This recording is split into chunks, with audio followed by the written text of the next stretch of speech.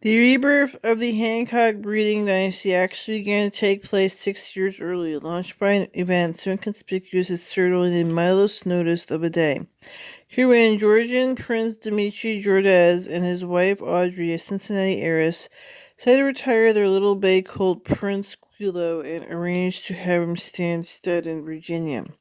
Almost 2 decades earlier, 1928, two figures connected with the Belgian turf purchased a wheeling colt by a stallion Rose Prince out of the mare named Indolence. The cost was 260 guineas. The wheeling shipped to Belgium named Prince Rose.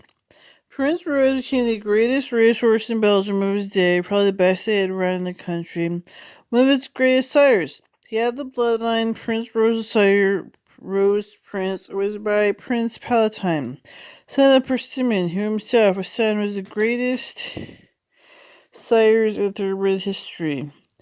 They had defeated Saint Simon as a direct male descendant of Saint Simon. Prince Rose descended in what was called the tail male from Saint Simon, a potentially valuable genetic trait. Saint Simon line produced an unusual number of superior horses.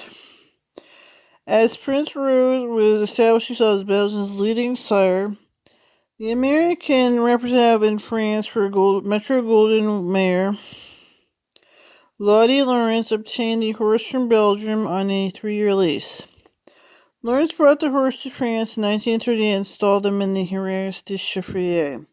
Spring 1939, he had bred Prince Rose, whose mare Coquilla, a daughter of Papyrus, winner of the Epsom Derby. She conceived. The breeding occurred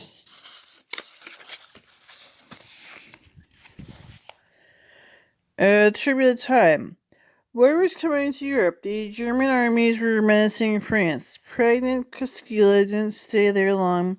Dispatched across the English Channel while in full to be bred in England.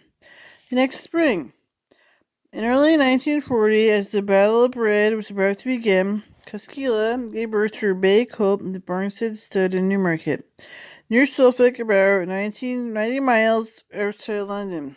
The year wore over. England in July 1940, or later that summer or fall after the colt had been weaned, he sent to Lawrence's farm in Ireland. Then in 1941, he and a number of yearlings were shipped across the North Atlantic. Then a layer of submarines in New York. The colt disembarked as a refuge of sorts. Named Prince Quilo, he was broken at the Mill River Farm in New York and put into training there. Prior to leaving the country again, Lawrence leased Prince Quilo to Chicago owner Anthony Pelletri.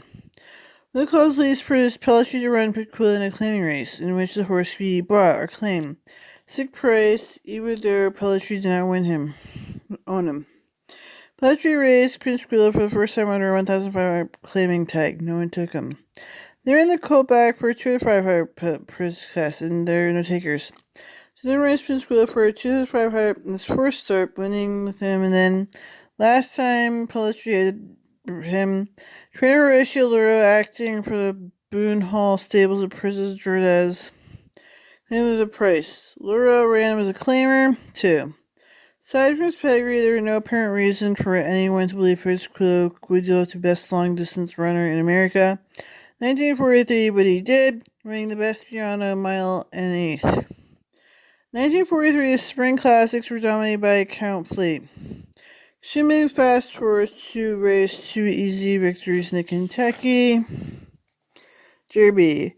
Preakness at Belmont Stakes became the 6th horse in history to win the American Triple Crown. He won the Belmont Stakes by 25 lengths, the longest margin to ever been won. Prince Quilo had begun his 3-year-old year modestly. He won allowance race in New Orleans on a major racetrack.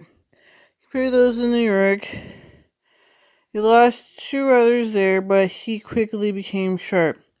June 12, 7 days after Count Fleet rushed his record-breaking clock in Belmont Stakes, clipping 2/5 of a second off War Admiral's take a record of 2.28 for mile and a half. Prince Quilo ran the best race in his career. Defeated Rolling Brook, the great longest distance, beating him, going a mile and 5/8.